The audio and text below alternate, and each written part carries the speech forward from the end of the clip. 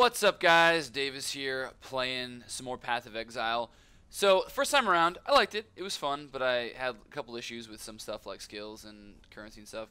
I've since played it a ton more, did some party stuff, got through the first act, I'm now in the second act, and I fucking love this game. This game is awesome, and I will tell you why, and I'll explain some things a little further that I figured out. So first of all, the way the skills work, as you kind of saw, was you get these skill gems that you socket into your equipment, your armor, and your weapons. You don't do it like in Diablo where you put like rubies and you get fire damage, or you do stuff like that. You just do your actually skills are here, and then they show up on this hotbar down here. Another cool thing though is as you level up like separately, but also the skills level up as you use them. You can see it says like leap slam level 2, and then there's the experience bar. So the more you use them, the more they level up. And like right here, it tells you when you can level it up. Like this move phase run I have. I guess I've just used it enough. Click it, levels it up, makes it better. And so the things like each different rune has a different color. But also there's this thing like right here, you see how these two runes are connected? Some runes have these like bonds. And in this case, if you can get support gems. And support gems don't give you a skill or support you. They support the skill that they're linked to. So I have right here heavy strike. It's just like this my big damage attack does knockback and some stun, and I have this 60 to accuracy rating support gem, and it doesn't give me 60 accuracy. It just gives that move heavy strike 60 accuracy rating when I use it, which is pretty cool. As you saw, let me kill this guy. Ruffian. Ooh, where is it? Where's the skill button? Wow, I'm an idiot. Social pain, passive skills. Passive skills. So you saw this earlier. It's like the giant sphere grid in Final Fantasy X. But the more I level up and the more I go into it, I've like wound down here. The more this is just amazing. You can really like crazy min max. You can any specific aspect of your character. You can beef. You can do whatever you want. Like as a duelist, I can use all types of things. I can use bows. I can use two-handed weapons. I can dual wield, or I can do a sword and shield, and there is literally, if you go through this, you can really maximize whatever kind of playstyle you want. You got two-handed weapons down here. I'm going for some dual wield stuff, accuracy. You can do all this stuff, and a lot of these are just kind of passive bonuses, and then you get these bigger ones here, which give you kind of a bigger bonus, like Dervish and stuff. And it's really fun to look at it and kind of like fantasize about where you're gonna go next and get excited about stuff.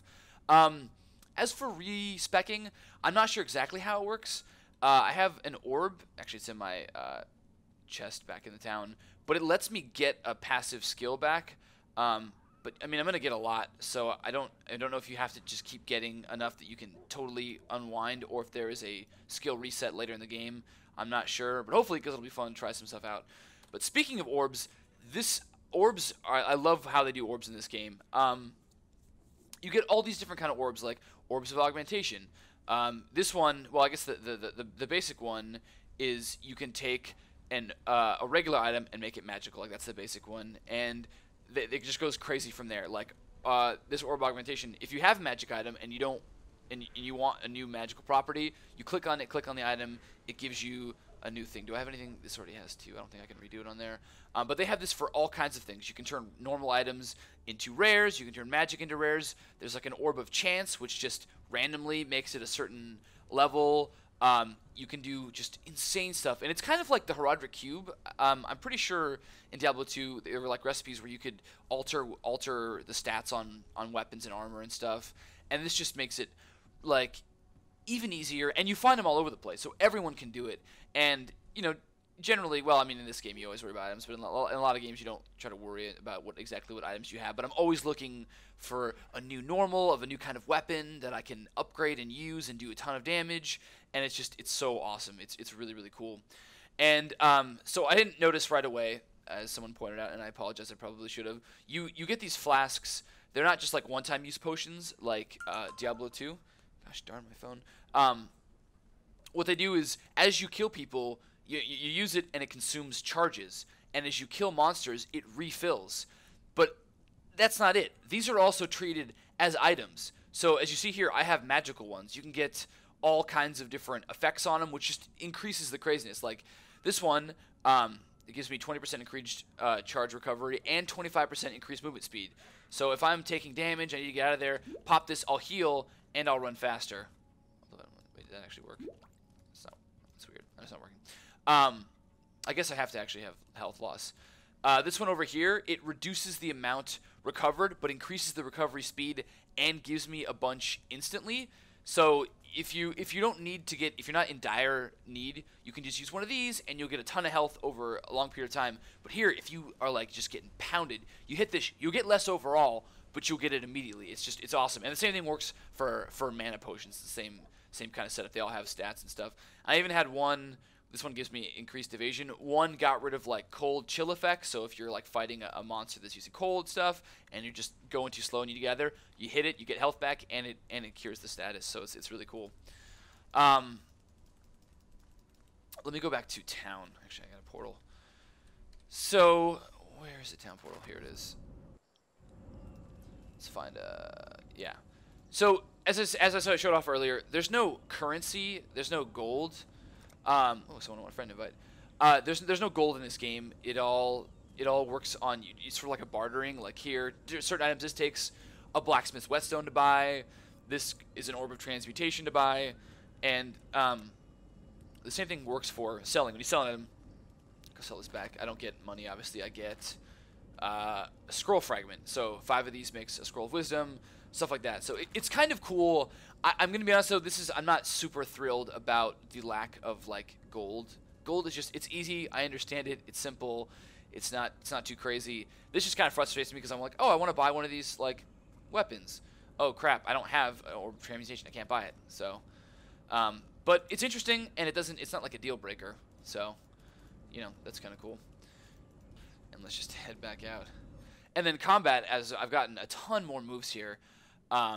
You know, I had like a couple that had like cleave and stuff, and it's just, as I've gotten more, they're all really cool. Like this one's phase run. It makes me run faster, and my first attack, if it's melee, does a bunch more damage. If it hits, that's embarrassing. But it's so cool. I got leaps, and you feel so epic. And I'm only level 16, and I've had a lot of these skills for a while. The combat feels so good. And I mean, they're doing it in Diablo 3, but it's still a step up from Diablo 2. Having all these extra hotkey buttons that are just easy to get at, you can just sort of build it out, and you don't have to like worry about hotkeying F keys and other stuff like that, or just having 2 abilities. Leap it on this guy. Boom. Oh. And I love the graphics. I don't know what engine it is, but it looks really cool. A lot of the spell effects are just awesome. This guy's doing some damage. Like I was playing with an archer buddy of mine, Bearded Sage, and he had some just like cool looking arrows that would just do lightning and just all this crazy stuff, and it made combat super fun. And I'm used to, and I'm sure a lot of people do this, where you have your minimap on at all times just because it's that kind of game and you're going to want to see where you're going. But during certain fights, it just looks so pretty. I'll just turn off my map and I'll just go through it and just enjoy the graphics. It's just really fun. It's awesome. So I am just so pumped for this game. It's like, I think of this as definitely like more of a sequel to Diablo 2 than Diablo 3 is. Not that I still am super excited for Diablo 3, and I'm sure it'll even be a better game. But instead of Diablo going more streamlined, they just decided like, just go nuts. Go nuts with items, go nuts with stats, go nuts with everything. And it's just so much fun. And it's gonna be free to play, and I can just see it'll be like high school again, where I'll just so much time, so many late nights. Oh, like last night I tried to go to bed early because we had all this April Fool's stuff to do, and I just stayed up late. I just couldn't get off it. I just kept going, and it was great. So yes, I'm gushing over it. It's awesome. If you guys played it, you know it. Ooh, level up. What am I gonna do? I'm so close to berserking accuracy. If you guys have played it, please let me know what you think about it. From people that I've talked to in game, they all seem to love it a lot. And I don't know when it's releasing, but I cannot wait. And I'll, do some more videos in the future for other beta events. Thanks guys for watching. I'm Davis, and I'll see you guys later.